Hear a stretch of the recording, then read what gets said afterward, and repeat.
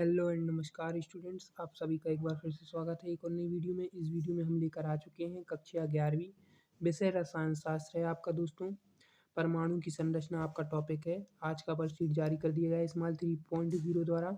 तो इसका सोल्यूशन हम लेकर आ चुके हैं, तो आपको कहीं जाने की जरूरत नहीं है। तो दोस्तों आपका पहला क्वेश्चन है, प्लांक का क्वांटम सिद्धांत को समझाइए। तो प्लांक के क्वांटम सिद्धांत को समझाना है, तो दोस्तों यहाँ आपको इसका आंसर देखने को मिल जाता है। मैक्सवेल ने किसी पिंड के उत्सर्जित व अवशोषित ऊर्जा के मात्रक संबंधों को समझाया है। उन्होंने कहा है कि जब किसी ठोस वस्तु को एक सिरे से गर्म किया जाता है तो धीरे धीरे उसके ताप में वृद्धि होती है और अलग अलग तरंग दैर्घ्य के विकिरण उत्सर्जित होते हैं। जैसे जैसे वस्तु का ताप बढ़ाया जाता है उत्सर्जित ऊर्जा बढ़ने से आवृत्ति बढ़ जाती है और तरंग दैर्घ्य घटती है। उन्होंने कहा कि ऐसा आदर्श पिंड जो सभी प्रकार के विकिरणों को उत्सर्जित या अवशोषित करता है कृष्णिका कहलाता है। उत्सर्जित व अवशोषित विकिरण कृष्णिका विकिरण कहलाती है। प्लांक के क्वांटम सिद्धांत के अनुसार किसी वस्तु से विकिरणों का उत्सर्जन या अवशोषण असतत या विविक्त कम होता है और उत्सर्जित व अवशोषित विकिरण की ऊर्जा आवृत्ति के समानुपाती होता है। अर्थात EAB या E बराबर HV या E बराबर HC बटा तरंग दैर्घ्य। तो दोस्तों ये आपका इसका ये आंसर हो गया पहले क्वेश्चन का, प्लांक का क्वांटम सिद्धांत, साथ ही साथ उसका सूत्र भी आपको बता दिया गया है। फिर आते हैं दोस्तों आपके अगले प्रश्न की तरफ, जो कि है किसी प्रकाश की तरंग दैर्घ्य 700 mm है तो एक क्वांटम की ऊर्जा बताइए। तो दोस्तों इसमें कुछ नहीं करना, आपको इसमें इसका मान रख देना है तरंग दैर्घ्य का, ठीक है दोस्तों, और SC का मान रख देना है और आपका ये आंसर आ जाएगा। फिर आते हैं दोस्तों दूसरा क्वेश्चन, प्रकाश विद्युत प्रभाव क्या है। तो दोस्तों प्रकाश विद्युत प्रभाव क्या है, यहाँ आपको देखने को मिल जाता है जब किसी धातु के पृष्ठ पर कम तरंग दैर्घ्य का दृश्य प्रकाश आपतित होता है तो धातु के पृष्ठ से इलेक्ट्रॉन उत्सर्जित होने लगते हैं। प्रत्येक धातु की सतह पर धातु के संगत एक न्यूनतम आवृत्ति के विकिरण आपतित होने पर ही फोटो इलेक्ट्रॉन उत्सर्जित होते हैं। तो दोस्तों इसे प्रकाश विद्युत प्रभाव कहते हैं, ठीक है दोस्तों। फिर आते हैं दोस्तों आपके अगले प्रश्न की तरफ, जो कि है आपका अवशोषण स्पेक्ट्रा व उत्सर्जन स्पेक्ट्रा में एक अंतर लिखिए।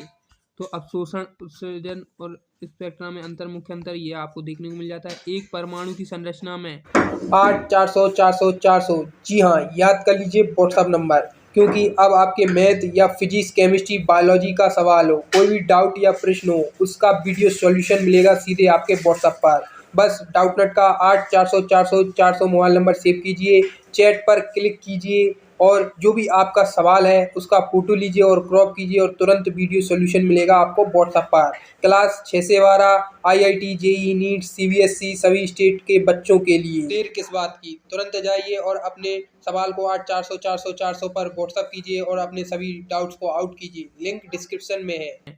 एक केंद्रीय कोर शामिल होता है जिसे नाभिक कहा जाता है और नाभिक के चारों ओर इलेक्ट्रॉन का एक बादल होता है। आधुनिक परमाणु सिद्धांत के अनुसार इन इलेक्ट्रॉनों को विशिष्ट ऊर्जा स्तर में स्थित किया जाता है जिन्हें सेल या ऑर्बिटल कहा जाता है, जहां उनकी ऊर्जा की मात्रा निर्धारित की जाती है। नाभिक के सबसे निकट का खोल सबसे कम ऊर्जा वाला होता है। जब ऊर्जा एक परमाणु को भारी रूप से दी जाती है तो इलेक्ट्रॉन का एक सेल से दूसरे सेल में कूदने का कारण बनता है। इन आंदोलनों का उपयोग अवशोषण या उत्सर्जन स्पेक्ट्रा प्राप्त करने के लिए किया जाता है। अवशोषण और उत्सर्जन स्पेक्ट्रा दोनों लाइन स्पेक्ट्रा हैं। अवशोषण और उत्सर्जन स्पेक्ट्रा के बीच मुख्य अंतर यह है कि अवशोषण स्पेक्ट्रा काले रंग का अंतराल रेखाएं दिखाते हैं, जहाँ तक उत्सर्जन स्पेक्ट्रा अलग अलग रंगीन रेखाएं दिखाती हैं। तो दोस्तों ये उत्सर्जन और अवशोषण स्पेक्ट्रा में मुख्य अंतर है, ठीक है। फिर आते हैं दोस्तों आपके अगले प्रश्न की तरफ, जो कि है आपका लास्ट वाला क्वेश्चन, बोर परिकल्पना को समझाइए एवं बोर कक्ष की त्रिज्या ज्ञात करने का सूत्र लिखिए। तो दोस्तों आइए देख लेते हैं इसके आंसर को। पहले ये आपको यहाँ आपका आंसर है परमाणु का बोर मॉडल। परमाणु भौतिकी में रदरफोर्ड बोर्ड मॉडल या बोर मॉडल सन 1923 में नील्स बोर तथा रदरफोर्ड द्वारा सम्मिलित रूप से प्रस्तुत किया गया।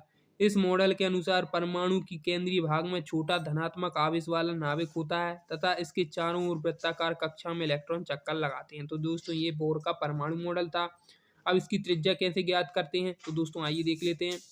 यहाँ आपको देखना है, माना एक परमाणु जिसका परमाणु क्रमांक Z है और इसका आवेश E है, इसके r दूरी पर कोई इलेक्ट्रॉन भी है, वेग से वृत्ताकार कोश में चक्कर लगाता है। तो दोस्तों ये आपको यहाँ चित्र देख लेना है। फिर आता है इलेक्ट्रॉन नाभिक के चारों ओर वृत्ताकार कोश में तभी चक्कर लगाता है जब अपकेंद्रीय बल का मान आकर्षण बल के बराबर हो।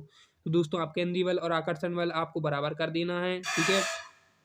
फिर बोर की कक्ष की तीसरी अवधारणा mvr बराबर nh बटा 2 पाई v बराबर nh बटा 2 पाई mr, ठीक है दोस्तों। तो ये आपको यहाँ देखने को मिले, दोनों समीकरणों को हल करेंगे यानी आपका ये nh बटे 2 पाई से mvr का मान रख देंगे, ठीक है। बोर की तीसरी कक्षा से अवधारणा यहाँ आप देखने को मिल जाता है। दोनों समीकरणों को हल करने पर यह आएगा आपका r बराबर nh स्क्वायर h स्क्वायर बटा 4 पाई स्क्वायर mze स्क्वायर। स्थिर राशियों का मान रखने पर r बराबर 0.529 xn स्क्वायर बटा जेड आर्मस्ट्रॉन्ग। तो दोस्तों ये त्रिज्या का मान हो जाएगा, ठीक है दोस्तों। आशा करते हैं आपका ये कक्षा 11th रसायन शास्त्र का फुल सॉल्यूशन आपको समझ में आ गया होगा। इसी प्रकार सॉल्यूशन पाने के लिए आप हमारे चैनल सचिन टीच को सब्सक्राइब करना ना भूलें। मिलते हैं अगली वीडियो में, आप सभी का दिन शुभ रहे।